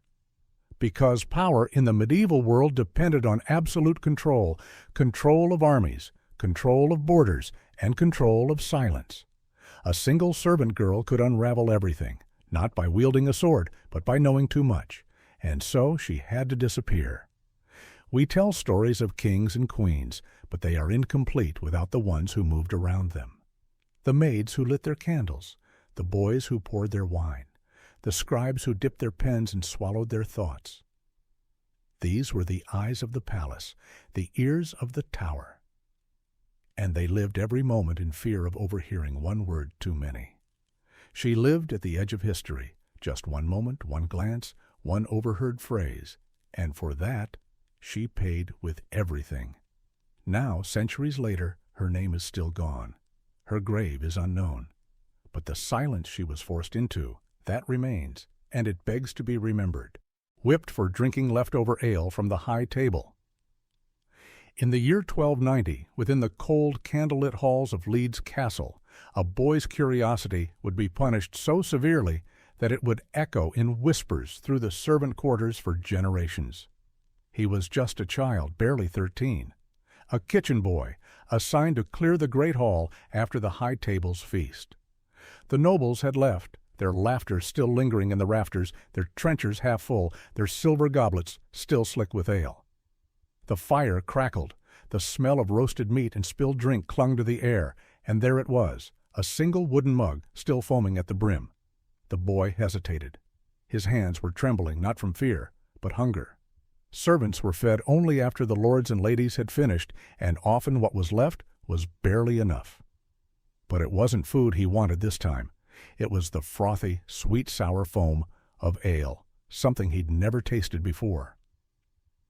With no one watching, he leaned forward and licked the edge of the mug.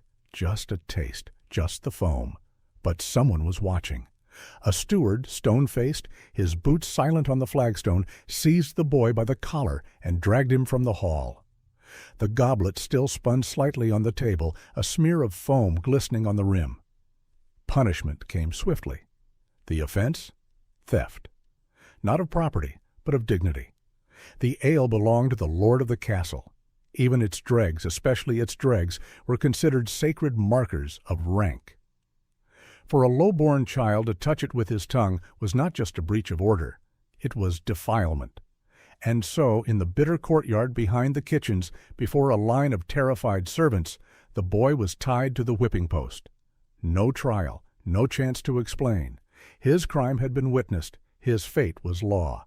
The whip used was not leather, it was braided cord, rough with knots. Designed not merely to sting, but to tear. The first strike cut across his back like fire, the second broke the skin. By the fifth the boy was sobbing. By the seventh he had stopped making sound altogether. His body twitched, but he was slipping into unconsciousness. At 10 lashes the steward paused, perhaps out of ritual, perhaps to let the pain settle deeper. And then he continued. 12, 13, 14. The boy never made it to 15. He collapsed, his body limp, face down in the mud-streaked snow. Blood mixed with melted frost at the base of the post. The steward untied the ropes and let him fall like meat to the ground. He was left there, unmoving, for hours. No one dared approach him until night fell, when the cook sent a girl to drag him into the storage room. He survived, barely. But he never returned to the great hall again. His back never healed properly. Some say he walked with a limp until the day he died. But what's worse than the pain was the silence that followed. There was no apology, no reconsideration, no justice. The whipping was recorded in the steward's log as discipline administered to ale thief, no further incident. That's all. This wasn't a rare cruelty. This was standard practice. In medieval England, hierarchy wasn't just enforced. It was burned into skin, screamed into ears, and beaten into memory. Every object that touched a noble's lips was sacrosanct. The servants, those who polished the silver, swept the floors, prepared the food, were always inches from punishment. One mistake, one misstep, one glance too long, one taste too bold. And yet they stayed, because they had nowhere else to go. The boy's name was never written down. His life outside of that whipping was not deemed worth recording. He might have grown into a man. He might have died from infection that same winter. But in the memory of Leeds Castle's servants, he became a warning, a whisper, a lesson in obedience. There are stories told among modern historians of castles filled with elegance and pageantry, romantic tales of chivalry and nobility. But beneath those tales are the truths that never made it into the books. Like a boy licking foam from a mug and being whipped until his body gave out. Today, visitors to Leeds Castle marvel at the restored banquet halls, the glittering table settings, the polished goblets displayed in glass cases. But few ever stop to wonder who once bled outside those walls, who paid the price for order, for spectacle, for silence. And maybe that's why this story matters. Not because it's heroic, but because it's real. Because somewhere in the foundations of that beautiful fortress, the cries of a child still echo. Not in the stones, not in the history books, but in the space where dignity was denied and punishment replaced understanding. This was not justice, it was control. And we must remember it because history, if left unquestioned, repeats not only its victories, but its cruelty. Crushed beneath a banquet table collapse during feast prep. The year was sometime in the 14th century, in the heart of medieval Wales, where the towering battlements of Cardiff Castle loomed above the River Taff, casting long shadows across the bustling inner courtyard. This wasn't just a fortress, it was a stage for power, prestige, and performance. And on that particular evening, a grand feast was to take place, drawing nobles, clergy, knights, and officials into the echoing great hall. The scent of roasted boar and spiced apples filled the air. Musicians were tuning their lutes. Torches crackled in iron sconces. Every detail mattered, down to the precise alignment of goblets on the long wooden table that would soon bear the weight of the evening's success. But before the music began, before the nobles raised their jeweled cups, before the first toast was offered in honor of king or church or bloodline, 2 young boys died beneath that very table. They were not guests. They were not knights. They were workers, apprentices most likely, or perhaps just orphan boys pressed into labor under the watchful eye of the steward. Their job was simple, at least on paper: assist the carpenters and servants in setting up the long central banquet table, a massive wooden structure supported by thick crossbeams and collapsible trestles. These tables weren't permanent fixtures. They were often taken down and stored after every feast, then reassembled piece by heavy piece whenever pomp demanded. And demand it did.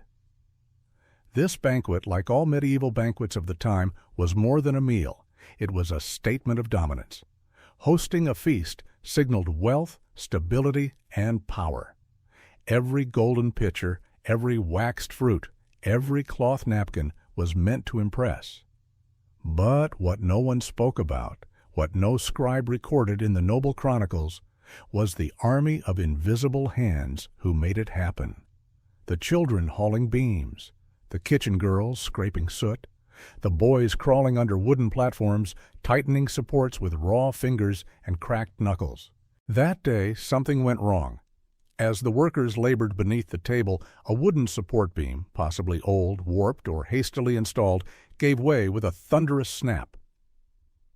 The entire weight of the half-constructed table, along with several platters, slabs of meat, and staging boards, collapsed in a matter of seconds. Screams echoed through the great hall, followed by a sharp, sickening silence. 2 boys were caught underneath. They didn't die instantly.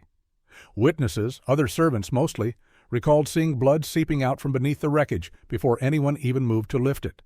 Their legs were crushed, their ribs shattered. One of them, they said, tried to cry out, but no words came, only a gurgling sound before he went still. The other lay there, breathing in short, gasping rhythms until he too fell silent. Their bodies were pulled out eventually, wrapped in linen, and taken away. The feast was delayed, not canceled, not mourned, just delayed. An hour later, the cleanup began. The broken table was quickly replaced by a smaller one, or perhaps reconstructed in haste by carpenters working in silence. The steward barked orders to servants not to speak of the incident. The kitchen kept cooking. The band played on. The guests, arriving fashionably late, as nobility often did, were never told the truth. If they asked why things seemed disorganized or why there was a delay, they were told of a minor mishap in the kitchen. Nothing more. 2 dead children. A minor mishap. Such was the machinery of medieval hierarchy. To the nobility, the lives of servants were background noise, parts of the castle itself, indistinct from the stone or the smoke or the wooden beams that killed them.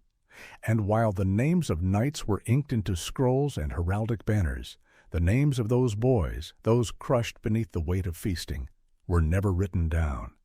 No grave markers, no epitaphs, just silence.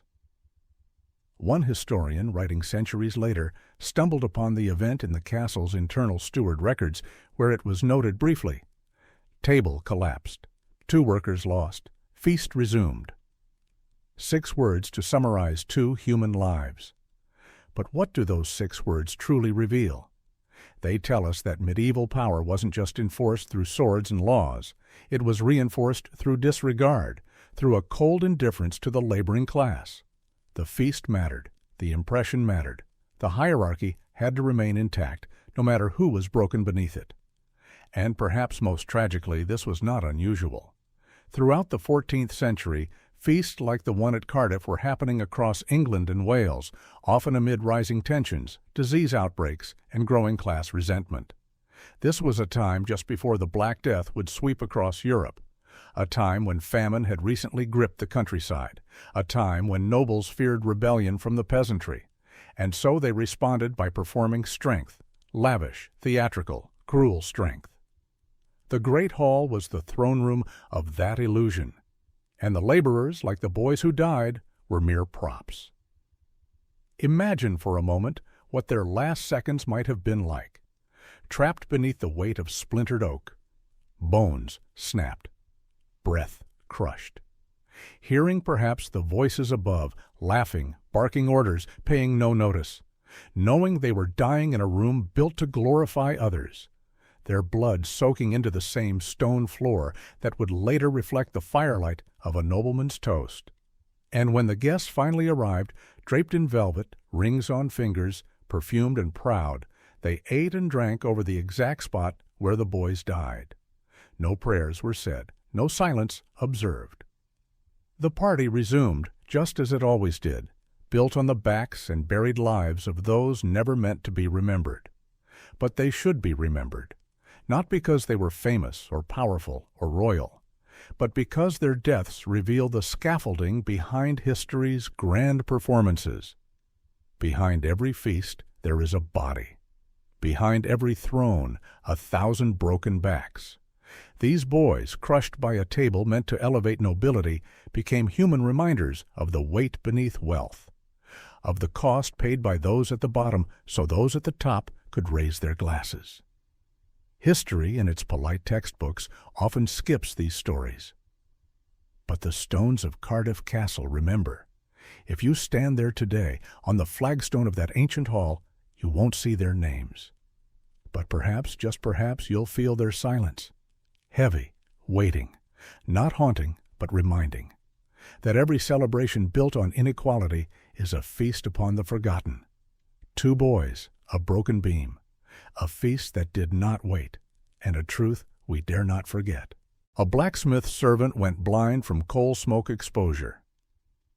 In the heart of Lincoln Castle, behind the thick stone walls and beneath the proud towers, the clang of hammers never ceased. The forge was the pulse of the fortress, iron striking iron day and night. But inside that roaring firelight, in the dense smoke and the hiss of steam, one servant boy worked until the world went dark. His name is lost to time, just one of many who served the castle's blacksmith in the early 1400s. But what happened to him in the winter of 1403 wasn't an accident. It was a slow, invisible death of the senses, one breath at a time. He was a coal runner, barely a teenager. His job was to feed the fire, keep the bellows moving, sweep the floor of ash, and deliver tools to the master smith. He didn't strike the anvil, he didn't mold steel. But he was always there, just inches from the heat, in the shadows of flames, in the clouds of soot that rose and settled like ghosts. Medieval forges weren't open-air workshops. They were sealed chambers of fire and smoke. Ventilation was poor. Coal dust coated every surface. And the workers, especially the young ones, had no protection, no gloves, no goggles, no cloth to filter their lungs, just sweat, soot, and survival. At first it was irritation, itching eyes, a raw throat. His vision blurred after long shifts, but cleared by morning. Until it didn't. The records don't say the exact day it happened, but they mention the result. A servant no longer able to work was dismissed from the smithy due to loss of sight from fumes. He had gone blind, not from injury, not from flame, but from the slow, silent poisoning of his own lungs and eyes. The coal fumes, thick with sulfur, arsenic, and soot, had done their work. And what was the castle's response? Dismissal. He was let go from the forge, no treatment, no remedy, just released, sent away with failing sight, scarred lungs, and no future. Because a blind boy was a liability, not a laborer, and in 1403 there were no disability protections, no pensions, no second chances. He vanished from the record as quickly as he entered it. But what makes his story haunting isn't just the loss of his vision. It's the silence that followed. Lincoln Castle kept forging swords and tools. The fire never stopped. Another boy was hired. Another pair of lungs inhaled the same smoke. Because the forge had to serve the crown. It had to arm soldiers, repair armor, shape chains, hinges, and bolts. Human cost was expected, managed, forgotten. But there's more. In a side note from a steward's inventory that same year, a peculiar line appears. Replacement ordered for bellows boy, previous unable to see, blamed soot. That was it, blamed soot. As if blindness was a choice, a fault, a weakness, as if the boy's body betrayed the work, not the other way around. It's easy to admire the beauty of castle blacksmithing, the orange glow of molten iron, the musical clang of steel, the romance of craftsmanship passed through fire. But beneath that poetry is pain, because the forge was a furnace not just for metal, but for the bodies of those who fed it, and for the nameless ones who were burned out and left behind, like that boy in 1403, there was no legacy, no statue, no mention beyond a sentence in a ledger. Yet his story survives, not because it was meant to, but because pain, when left unacknowledged, echoes. He wasn't a knight, not a noble, just a boy with smoke in his lungs and coal in his eyes, who worked until the world went black and was forgotten by the same castle he helped keep alive. But we remember now, because every flame has a cost, and not all wounds are visible. The dish boy who was executed for breaking a noble plate. In the unforgiving winter of 1395, at a fortress deep in the heart of France, a boy was led into a stone courtyard, his hands bound, his face pale not from the cold, but from the terrifying weight of what was about to come. He was no traitor, no thief, no spy or murderer. He was a dish boy, and he was about to die for breaking a plate. To understand how something so mundane could carry a death sentence, you must first understand the sacred weight of honor in medieval noble society. Every object gifted by a man of the church, especially a bishop, was imbued with symbolic value, both spiritual and political. A plate, a chalice, a silver cup, these were not simply utensils, they were relics of status. And the higher the status of the giver, the more sacred the item became. The fortress in question was home to a minor noble lord, a baron known more for his ambition than his wisdom. He had recently received a lavishly engraved ceremonial plate from a visiting bishop. The plate, made of silver with inlaid enamel, bore the bishop's crest and was rumored to have been blessed during a private mass. For the lord, it was more than decoration. It was proof of divine favor, a visible connection to both God and the powerful church that held sway over every sword, every oath, every land grant. The plate was displayed prominently in the great hall during feasts, shown to guests like a sacred artifact. No common hand was allowed to touch it, except, of course, for the invisible hands of the servants who cleaned it after each banquet. One of those invisible hands belonged to a boy, barely 14, who worked in the scullery beneath the kitchens, where the walls wept with damp and the air stank of boiled bones and grease. He had no name in the records, just garçon de vaisselle, dish boy. And one night, after a particularly rowdy winter feast, the plate was delivered to him for cleaning. No explanation, no ceremony, just one more item among dozens. Maybe his hands were cold. Maybe he slipped on the wet stone. Or maybe he was simply exhausted from 16 hours of grinding labor. Whatever the reason, the plate shattered. The moment the pieces hit the floor, history turned cruel. Within an hour, the boy was dragged before the steward. By morning, he stood trial in front of the Baron himself. There was no jury, no defense, only a declaration that he had committed an act of dishonor against the house, against God, and must pay the price. To the noble, this was not about a dish, it was about image. A noble household must be seen as sacred, untouchable, and divinely favored. And the idea that a peasant boy, one born in the mud, unlettered, unseen, had defiled a gift from a bishop, that was, in their minds, a rot that had to be cut out before it spread. The sentence, execution by hanging. Swift, public, and merciless. He was hanged not far from the servants' quarters, where his fellow workers watched in stunned silence, a warning etched in flesh. You are nothing, and your mistakes are not yours to survive. No priest recorded his final words. No candle was lit for him in the chapel. His body was buried outside the cemetery wall, a place reserved for heretics, criminals, and those who, in the eyes of the powerful, had no souls worth remembering. What makes this story so brutal is not the act itself, but the machinery of meaning wrapped around it. The boy didn't just break a plate. He disrupted the illusion of nobility's perfection. The nobleman could have shown mercy, could have claimed that the gesture of forgiveness was more holy than the plate itself. But mercy does not serve ego. And in the eyes of the ruling class, ego was everything.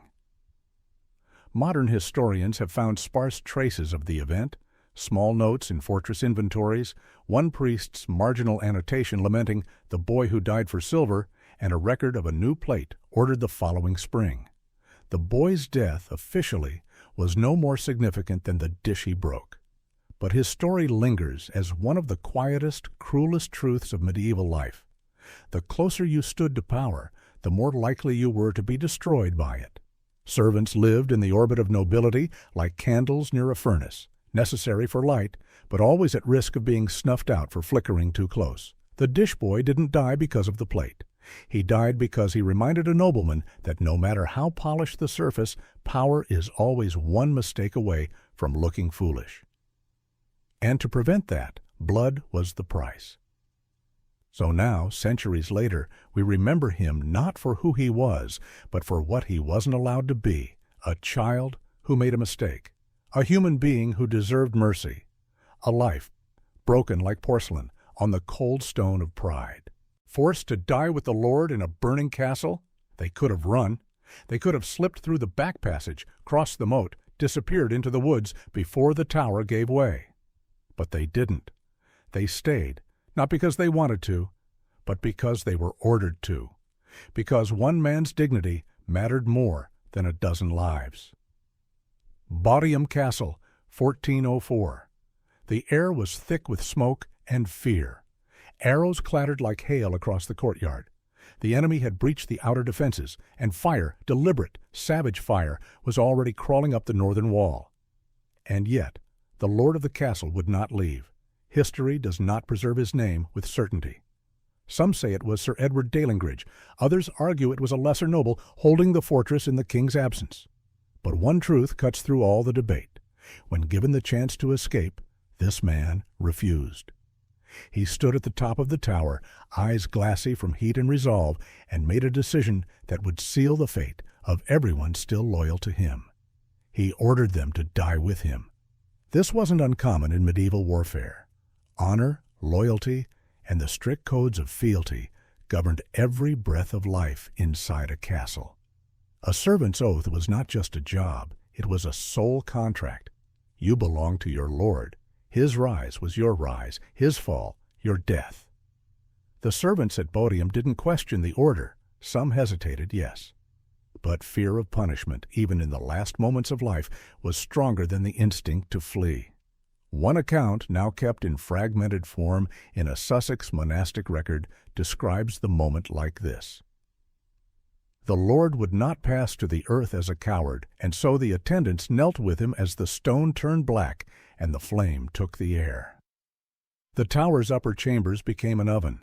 Wood beams cracked above, smoke bled down stairwells. Below them, the invading force looted what they could before the structure collapsed. And yet, in that upper room, a group of loyal servants stood in a circle around their master. We do not know their thoughts. We do not know if they prayed. But we do know that none of them survived. When the tower finally collapsed, charred beams and molten iron sealed them inside. The rubble smoldered for days. By the time the ashes were cool enough to sift through, no faces could be identified. Only the shape of charred bone, twisted metal buckles, a fragment of silver bearing the crest of the house. And silence. Some might ask, why didn't they flee? Why obey an order that led straight to death? Because medieval loyalty was not like modern employment. It was bred into blood, reinforced by religion, backed by violence. A servant was not just expected to serve in life, they were expected to follow their Lord into death. It was considered righteous, holy. Cowardice was contagious, they believed. One fleeing servant could unravel the discipline of a household. So obedience was demanded until the final breath. We don't romanticize this part of chivalry. We tell tales of brave knights defending their ladies, of noble lords sacrificing themselves for justice. But rarely do we speak of the people beside them, who died not for valor, not for country, but because they were told to. The kitchen boy who once carved meat now choked on black smoke. The maid who sang while folding linens died with ash in her lungs. The steward who kept the books now knelt beside the ledger as fire scorched the ink into illegibility. They didn't die because of war. They died because of hierarchy. Because one man decided his dignity meant more than their lives. And when the tower finally gave way, there was no song, no plaque, no monument, only the smell of scorched stone drifting on the wind. The siege of Bodiam Castle was not the largest, nor the bloodiest, but it revealed something darker, that in the medieval world, obedience could kill, that loyalty could be weaponized, that death wasn't always forced by the enemy, but by those you trusted most. Their names are gone, but their silence remains, a silence so complete that it seeps into the very mortar of the ruins. The kind of silence that asks you not to look away, but to ask, what does it mean to serve someone so completely that even your death isn't your own? And what kind of world demanded that?